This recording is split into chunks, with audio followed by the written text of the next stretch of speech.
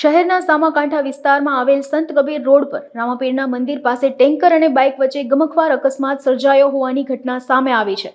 અકસ્માતમાં બાઇક સવાર પિતા પુત્રના મૃત્યુ ઘટના સ્થળ પર જ નિપજ્યા છે।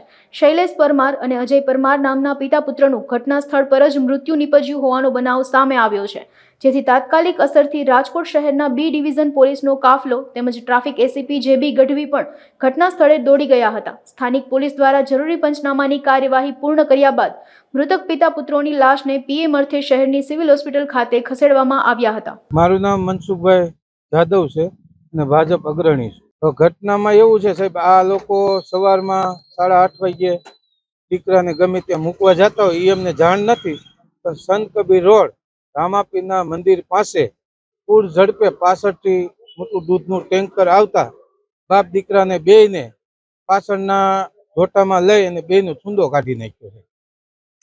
હા, ઘરે આવતીકાલે ઘરે બેનનો પ્રસંગ છે, ભત્રીજા થાય આ લોકો।